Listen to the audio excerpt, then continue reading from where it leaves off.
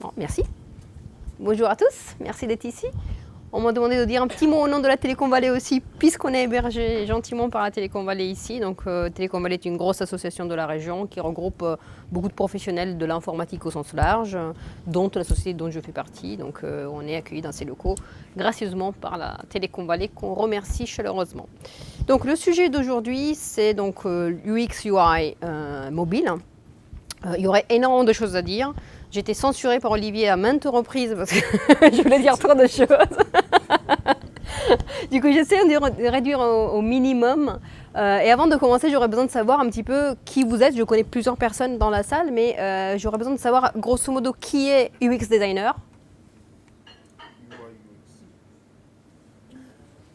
Donc déjà, ça fait un peu peur. Ok. Qui est designer d'interface? Ah, là déjà, là la main elle est plus franche. Hein. D'accord, c'est bien. Ok, développeur? Ok, qui n'a pas levé la main? Vous êtes quoi? Testeur. Ok. Recruteur IT, mais c'est pour de la veille. D'accord, ça marche. Ok, très bien. Donc je pourrais effectivement aller relativement vite parce que vous êtes un public qui devrait à peu près savoir de quoi on va parler. Donc je ne ferai pas de grosses définitions. Si jamais je vous parle chinois ou que je vais sauter des choses, vous me le dites et je reviendrai dessus. Pour ma part, qui je suis? Donc je m'appelle Teresa Colombi. Je suis docteur de recherche en ergonomie cognitive avec une spécialisation eye tracking, donc tout ce qui est pistage et analyse des mouvements oculaires. Et je dirige depuis 12 ans une société qui s'appelle Ludotique, qui est le seul cabinet spécialisé en expérience utilisateur et conception d'interface et interaction en machine dans la région. De quoi on va parler aujourd'hui? Donc, de mobile. Ok. Comme je viens de vous le dire, je suis docteur de recherche en psychologie cognitive. Donc le code, c'est pas mon truc. Donc, je ne vous parlerai absolument pas de code, ni de contraintes techniques ou technologiques, ou même de web service, ce genre de choses. Ça, c'est pas du tout ma tasse de thé. Je vais vous parler de ce qui se passe de l'autre côté de l'écran en fait. Donc, tout ce qu'il y a derrière l'écran, c'est votre truc, enfin, surtout pour ceux qui font du code. Tout ce qu'il y a à l'écran, c'est le truc des graphistes, ça on en parlera un petit peu. Mais tout ce qui se passe de l'autre côté de l'écran, c'est-à-dire dans la tête de l'utilisateur, ça c'est notre problématique à nous en tant que cogniticien. Donc en tant que cogniticien, quand on approche le monde du mobile, il y a plusieurs choses qui nous intéressent. Mais déjà, qu'est-ce qui change en termes de paradigme d'interaction en machine entre le classique WIMP, qui veut dire Windows Icons, Menus and Pointers, donc tout ce qui est clavier-souris, et le mobile? Il y a beaucoup de choses qui ne sont pas pareilles en termes d'interaction. Je vous parlerai un petit peu de qui est le mobinote en tant qu'utilisateur. Est-ce que c'est la même personne qui peut être devant un desktop? Pas forcément. Il y a plein de choses qui ne sont pas les mêmes, donc qui vont nous pousser à prendre en compte des dimensions différentes. Et puis, puisque le but d'un meet-up, c'est quand même d'être très concret, j'ai essayé de mettre quelques guidelines de conception d'interface spécifiquement imaginées pour une exploitation sur écran réduit. Donc, pour commencer, le monde du mobile. Le monde du mobile est rempli de fails, de UX fails, parce que faire du mobile n'est pas forcément très très facile. Donc, je vais commencer avec un petit exemple que ceux qui me connaissent ont déjà vu, parce que je l'aime beaucoup, puisqu'il s'agit de Météo France. Donc, ce n'est pas la petite start-up du coin qui lève 3 francs 6 sous et qui essaie de se lancer. C'est quand même le leader de l'info météo en France, qui a réussi à se voutrer royalement tout ce qui concerne le mobile. Donc, jusqu'à 2012, il me semble, leur interface mobile, donc ça c'est une app native, iOS, la version iOS en tout cas, était comme ça. Bon, pas très moderne, même en 2012 ça se faisait quand même déjà dépasser en termes de design, mais fonctionnel. C'est-à-dire on rentrait dans l'application, sur le premier écran, on avait la carte de France, on voyait déjà si chez nous il faisait beau ou pas beau, et on pouvait changer l'heure et le jour pour savoir si le week-end par exemple il allait faire beau ou pas. Donc pas terrible, mais fonctionnel. En 2012, fin 2012, ils vous sortent ça. Alors, clairement, en termes de design, il y a du boulot. Donc on ne peut pas dire qu'en termes de UI, il n'y a pas de refonte, il n'y a pas de travail côté look and feel. Donc on est dans du flat design, c'était les tendances du moment, tout va bien. Icône monochrome, même refonte du logo, donc de la communication visuelle au sens large. Parfait, jusque-là, rien à dire. Par contre, côté UX, là, il y a beaucoup de choses à dire. Il y en aurait une tonne, je ne vais pas rentrer dans les détails. Je vais vous donner les 2 problèmes principaux et du coup très impactants que tout utilisateur a rencontré sur cette version de l'application. On a une double navigation, verticale et horizontale, une fait le jour, l'autre fait l'heure. Mais impossible de savoir laquelle fait le jour et laquelle fait l'heure. Donc il va falloir qu'on fasse des essais pour comprendre et qu'on se réfère à ces deux petites infos ici pour savoir quel jour et quelle heure de la journée on est en train de regarder. Bon, déjà, très moyen. Pire encore, on a l'impression qu'on est dans ce bouton-là, cette partie-là de l'application, parce qu'on a un menu assez classique dont un élément est highlighté, est différent des autres, donc on peut se dire on est dans cette chose. Pas du tout. Cet écran n'était nulle part dans l'arborescence, c'était un écran d'accueil complètement détaché de l'arborescence, ce qui n'était pas le cas ici. Et ce bouton il est différent des autres parce que c'était un flip-flop, donc selon qu'on y clique dessus, on avait des informations différentes, donc l'icône changeait en fonction de ce qu'on avait fait avec. Donc, du coup, on est perdu. Parce qu'on peut être là-dedans pour de vrai, on peut être là-dedans mais ça a une autre gueule, du coup il faut qu'on comprenne que c'est le même écran que tout à l'heure mais que l'icône a changé, ou on peut essayer de revenir à cette carte qui est quand même importante et on ne sait pas comment on y revient, puisqu'elle n'est pas dans l'arborescence. Donc en 3 secondes on est paumé, et ça c'est les notes sur l'App Store, genre 2 jours après le lancement. Donc 2 jours après le lancement il y avait déjà plus de 700 notes, donc 2013, même pas 2012, 2013, donc c'est quand même récent comme refonte. Voilà, l'appli était bien avant, maintenant elle est plus jolie mais nulle. Depuis la nouvelle version, je trouve la navigation plus du tout intuitive. Tout est beaucoup plus compliqué, pas du tout visuel. Je n'utilise plus du tout cette appli et je vais la désinstaller dès ce commentaire terminé. Mort de rire, franchement l'idiot qui a pondu cette actualisation de l'ergonomie devrait être licencié sur le champ. Et ça continuait comme ça pendant 725 commentaires. Donc qu'est-ce qu'a fait Météo France? Ça a dû enlever ça en catastrophe et refondre l'interface, si vous y allez maintenant. La charte graphique reste à peu près la même que cette version-là, mais ils ont totalement revu l'interaction homme-machine. Donc voilà comment on peut se voutrer avec un gros budget et avec un nom connu sur le marché. Donc eux, ils sont toujours là parce qu'ils s'appellent Météo France. S'ils s'appelaient Tartampion Météo, je pense qu'ils auraient coulé depuis ces événements-là. Parce qu'on ne fait plus du tout confiance à une application qui a des notes de ce type et des commentaires de ce type. Donc l'UX, c'est un métier et ce n'est pas donné. Même si on a beaucoup de bon sens et beaucoup d'envie de bien faire, ce n'est pas donné de faire quelque chose de bon.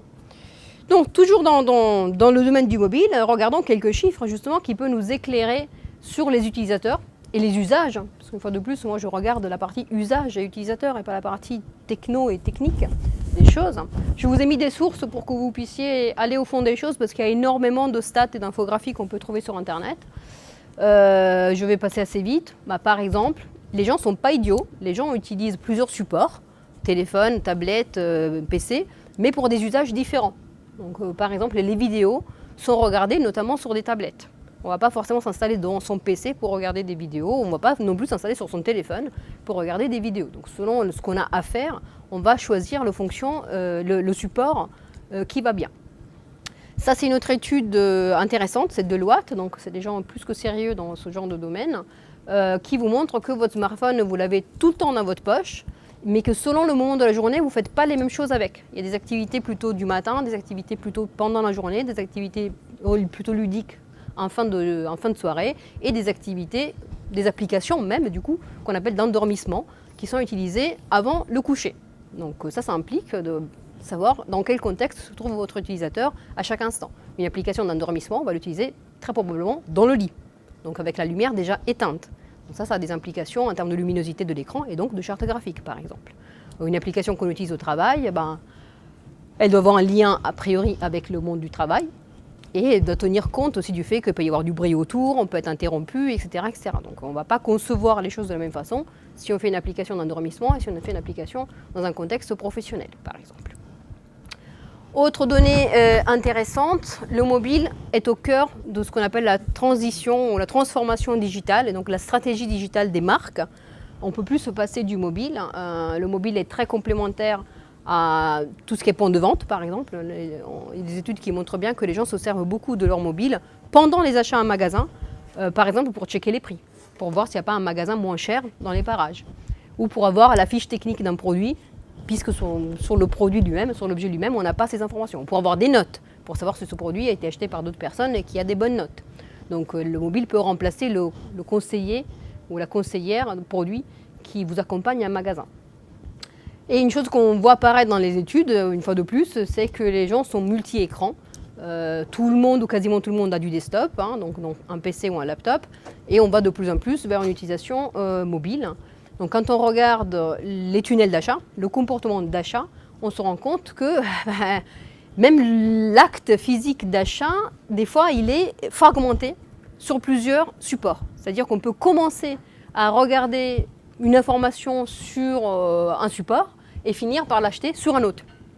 Commencer par exemple à l'arrêt de bus vite fait avec son smartphone et puis terminer l'achat sur le PC parce que on prend son temps, on se pose avec son conjoint par exemple, quand on choisit une cuisine, on ne va pas l'acheter sur un téléphone. Par contre, on peut commencer à l'arrêt de bus à regarder quelques images ou faire une petite recherche pour se faire une première idée.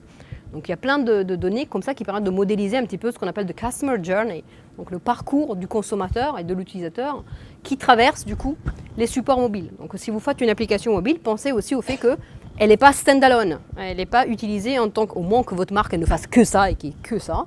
Mais autrement, les gens vont accéder à ces contenus tantôt sur du desktop, tantôt sur du mobile, voire un point de vente physique ou un catalogue papier s'il y a d'autres supports de communication de votre marque. Donc, tout ça pour dire quoi? Que le monde du mobile est un monde d'opportunités fantastiques. Ça, c'est des stats relativement récentes, c'est du 2016, donc c'est pas encore du 2000, non, c'est du 2015, ça. Donc c'est pas les toutes dernières, mais les tendances sont très claires. Donc le m-commerce est en plein essor, donc les gens achètent de plus en plus sur du mobile. Donc il y a plein de clients qui sont là, qui attendent du produit, du service, du conseil, tout ce que vous pouvez leur proposer sur ce nouveau support. Donc c'est des fabuleuses opportunités commerciales. On voit bien les efforts qui commencent à être faits en référencement payant aussi, hein, donc en advertising, pour conquérir du public via le support mobile. Donc c'est absolument non négligeable. Donc le nombre de requêtes augmente, le nombre de clients augmente, la visibilité sur Google, tous ceux qui ont fait un petit peu d'analytics et d'SEO savent que Google maintenant pénalise les sites qui ne sont pas optimisés pour du mobile, donc il faut aller dans cette direction-là, qu'on le veuille ou pas. Maintenant, le monde du mobile est un monde aussi de menaces. Parce que quand on regarde les stats, on se rend compte de tout un tas d'autres phénomènes qui peuvent être dangereux. Globalement, alors il y a des stats qui varient évidemment de secteur à secteur, de marché à marché, de géographie à géographie, mais globalement, si sur du desktop on a du 4% de taux de transformation, sur du mobile on a genre 3 fois moins, quoi. Donc ça veut dire que l'immense majorité de nos internautes arrivent sur notre site et ne deviennent pas clients. Alors en partie c'est normal, je vous le disais, les gens commencent à regarder peut-être une information sur mobile et ils achèteront par du desktop, donc c'est logique que ça ne transforme pas. Mais bon, 1,5 c'est quand même pas beaucoup. Donc je pense qu'on pourrait faire mieux, surtout quand on voit la gueule de certains sites, on comprend pourquoi ça ne transforme pas. Idem, le taux de rétention, ça c'est plutôt pour les apps, les applications. Donc il y a beaucoup d'applications, je n'ai même pas mis ces stats, mais il y a énormément d'applications mobiles qui ne sont jamais téléchargées des stores. Donc ça c'est dommage, on a fait tout un gros boulot pour personne, parce que l'application n'est même pas vue, même pas trouvée, même pas téléchargée. Et si on a la chance d'être téléchargée, en fait il y en a très peu qui deviennent des applications habituelles, des applications qu'on ouvre régulièrement dans le temps. Donc devenir une application qui est un compagnon de travail ou de vie ou de loisir est évidemment le rêve de tout concepteur, de tout développeur. Arriver à créer un messenger, arriver à créer un jeu vidéo qui devient le jeu du moment, c'est évidemment le rêve de tout le monde. Et bien c'est très difficile d'y arriver. Et on va essayer de voir au moins côté UX et UI pourquoi on n'y arrive pas et comment on peut essayer d'y arriver. Donc j'ai mis un petit use case sur quelques sites web dans le domaine de la vente des fleurs, parce que parmi les exemples que je vais vous montrer, il y en a un qui est notre client, je ne vous dirai pas lequel pour ne pas le pénaliser, parce que franchement il ne s'en sort pas très bien. Du coup, voilà, j'en ai mis plusieurs. Et j'essaye de mettre en perspective dans le temps. Donc je vais vous montrer des captures d'écran d'abord d'exploitation sous iOS, enfin sur support mobile de type Apple, de plusieurs sites de fleurs en 2015 et en 2017, c'est-à-dire il y a quelques jours. Donc en 2015, on cherchait des fleurs sur Internet, on pouvait tomber sur un agitateur floral qui est un pure player du e-commerce de fleurs, donc ils n'ont pas de point de vente physique, donc le web devrait leur parler vachement, puisqu'ils vendent que à travers le web. Leur page d'accueil c'était ça.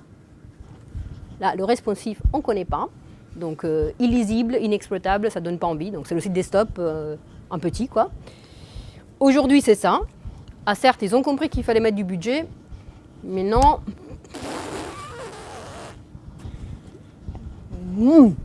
Là, au moins, on voyait les bouquets, quoi. Là. Alors, le logo est un élément de réassurance, c'est important de donner un élément de reconnaissance, de réassurance à l'internaute, mais non, si on voit que ça, c'est pas forcément génialissime. Avec ce menu qui se balade au milieu, un menu action, enfin c'est bizarre. Mais voilà, ils ont fait des efforts au niveau développement. Aquarelle, autre pure player du mobile, de l'internet. Waouh, ça c'est une page d'accueil. Alors, ouais, on voit, enfin le texte est suffisamment gros pour être lu sur du mobile, certes, mais quand même, enfin c'est, moi mon premier réflexe en arrivant là-dessus, c'est de cliquer sur retour, en disant c'est pas la page d'accueil, je suis arrivé sur une page de produit, je sais pas pourquoi, mais c'est pas la page d'accueil. Ben, retour, ça m'a ramené à Google. Donc ça veut dire n'achetez surtout pas ici, quoi. Ben, c'est vraiment pas terrible. Eux, ils ont dû se prendre des belles claques hein, avec les taux de transformation sur mobile. Ils ont dû se dire mais pourquoi on a 0,00001% ben, parce que c'est nul. Donc voilà ce qu'ils ont fait récemment. Je trouve que l'amélioration est très franche, est très nette. Au niveau graphisme, ils ont même refait leur texte, enfin, leur marque. Voilà, il y a les tendances du moment, la fête des mères. Bon, après, ça reste sûrement améliorable, mais on ne peut pas dire qu'il est innavigable et qu'il donne envie de partir tout de suite tel quel. FloraJet, deuxième boîte de France hein, sur la vente de fleurs en ligne après Interflora. Alors eux, c'est on se la pète. Genre, on a fait la version M. On a fait l'application mobile et on a la version classique, on est trop bon en dev. Ouais, sauf que du coup, on a merde de l'utilisateur en lui posant des questions sur qu'est-ce qu'il veut. Alors que c'est impossible de choisir. Si j'ai tapé acheter bouquet de fleurs sur Internet et que je tombe là-dessus, comment je peux choisir ce que je veux? Je ne sais pas ce qu'il y a derrière. Donc, est-ce que dans la version mobile, j'aurai des choses en plus? Est-ce que la version classique, du coup, ça ne vaut pas le coup? Est-ce qu'elle s'affichera suffisamment bien pour que je puisse l'avoir? Mais à quoi ça me sert la version classique, en fait? Je vais me poser 36 000 questions et je ne vais pas du tout avancer. Ça va me donner envie de repartir et de trouver un site qui m'amène les contenus que je veux sans me poser des questions métaphysiques. Et aujourd'hui, c'est la même chose. Donc, bravo FloraJet pour la prise en compte de l'expérience utilisateur. Ça n'a pas avancé d'un iota. Et Interflora, donc le leader du secteur, qui a aussi des boutiques physiques, mais qui a bien compris que le digital, ça sert à quelque chose et que ce n'est pas juste un point de vente en plus, c'est un point de vente qu'il faut soigner de façon spécifique. Donc ça, c'est la version de leur site en 2015. Elle n'est pas parfaite non plus, elle n'était pas parfaite même en 2015, mais je trouve qu'il y a deux choses qui sont très très bien faites sur cette version web. Le bouton suivi de commande qui est très gros, qui est très visible par rapport à la version desktop. Pourquoi? Mais parce que les besoins d'un utilisateur en mobilité ne sont pas les mêmes que d'un utilisateur sur desktop. Si je vais me connecter à ce site à partir de mon mobile, c'est peut-être pour vérifier que ma commande elle est bien en route et que ma femme ou ma fille ou mon je sais pas quoi va recevoir le bouquet que j'ai commandé en temps et en heure. Donc le suivi de commande est sûrement une fonctionnalité qui va être surexploitée en mobilité par rapport à la recherche d'un bouquet par exemple. Et le deuxième petit détail qui n'est pas des moindres, là on est vraiment dans l'aspect UX et même dans l'émotion de l'expérience utilisateur, c'est le wording de ce bouton, qui est un call to action. Hein, il aurait pu s'appeler « cliquez ici » ou « acheter » ou « en savoir plus » ou tout ce que vous voulez. Ça aurait fait la même chose, ça permet d'accéder à la fiche du produit en question. Mais le wording, il est bien plus malin que ça, c'est « je l'offre ». Et ça montre bien la puissance de l'expérience utilisateur, parce que là, on joue sur la corde de l'affect, de l'émotion. Un bouquet de fleurs, c'est pas pour soi qu'on l'achète, c'est pour le donner à quelqu'un, à 99% du temps, en tout cas. Après, on peut se faire plaisir aussi, mais globalement, les fleurs, ça s'offre. Donc le fait de dire « je l'offre », spécial anniversaire, je l'offre, on s'imagine la personne qui reçoit le bouquet et qui ouvre les bras pour accueillir le bouquet qui arrive, qui sourit, avec plein d'étincelles dans ses yeux, bref, toute l'émotion et l'affect qu'il peut y avoir dans le fait de faire un cadeau.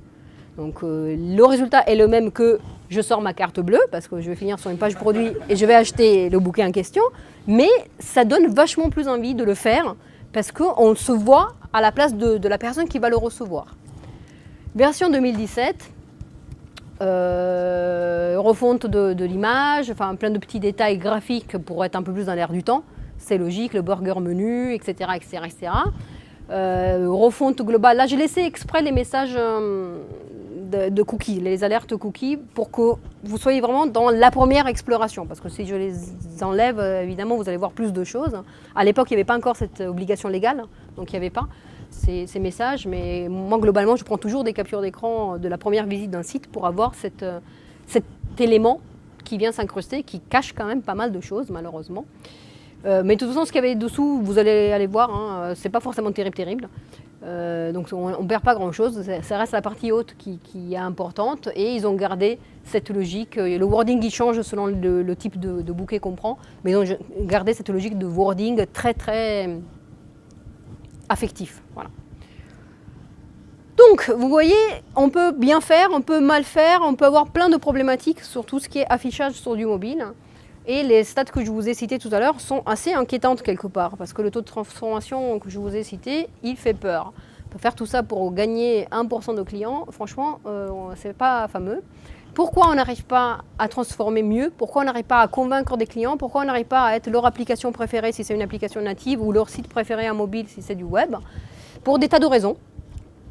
Pour des raisons techniques aussi, hein, que sûrement les développeurs connaissent bien mieux que moi. Ça peut être lent et fastidieux au chargement de l'app ou au chargement des pages.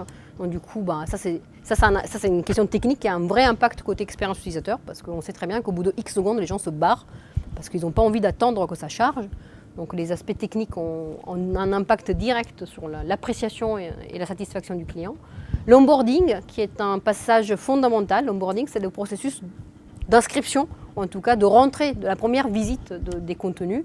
Si l'onboarding nécessite trop de clics, trop de champs à remplir, trop de procédures, trop de trucs fastidieux, on n'arrive même pas au bout du onboarding. Donc on a fait tout ce qui est derrière, la vraie application, le cœur de ce qu'on a fait, il ne sera même pas visité. Donc c'est dommage, mais c'est un élément clé, le onboarding. La prise en main, une application dans laquelle on rentre, c'est le cas un peu de Météo France, hein, dans laquelle on rentre et on ne sait pas comment on consulte le contenu, on ne sait pas dans quel écran on est, on ne sait pas comment on avance, comment on recule, et va nous énerver très vite. Ou une application qui a des contenus qui ne sont pas adaptés, justement, je ne trouve pas des fonctionnalités dont j'ai besoin, je ne trouve pas les éléments qui me paraissent nécessaires là en mobilité. Je trouve les mêmes choses que sur du desktop et ce n'est pas ce qu'il me faut à l'instant T. Donc pareil, ça revient de l'expérience utilisateur. Donc après, il peut y avoir des tas d'autres raisons plus techniques, plus marketing, plus SEO qui font qu'on n'est pas au top et du coup on n'est pas assez téléchargé, assez trouvé, assez exploité, assez gardé en mémoire. Mais l'UX et l'UI sont souvent des éléments fondamentaux qui impactent de façon assez importante les chances de succès d'un site mobile ou d'une application mobile. Donc qu'est-ce que l'UX ? Je ne vous ai pas encore donné de définition et je ne donnerai pas des définitions lourdes parce que ce n'est pas le but. Je pense que vous avez tous un petit peu votre vision en tête de qu'est-ce que l'UX.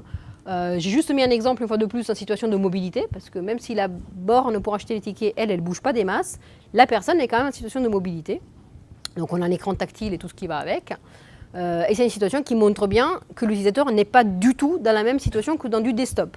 Dans du desktop, je suis posé devant mon PC, j'ai le temps de faire ce que j'ai à faire, je ne suis pas distrait par 36 000 autres choses, sauf si mon téléphone sonne, alors que la fille qui est en train d'acheter son ticket de tram, elle est distraite peut-être par la musique qu'elle entend, ou elle est distraite par la conversation téléphonique qu'elle a en même temps, elle est distraite par le fait qu'elle regarde le tram qui peut être à l'approche, donc du coup elle peut être stressée par le fait qu'il faut qu'elle se dépêche d'acheter son ticket, ou peut-être qu'il n'y a pas de tram à l'approche, du coup elle n'est pas du tout stressée, bref, il y a tout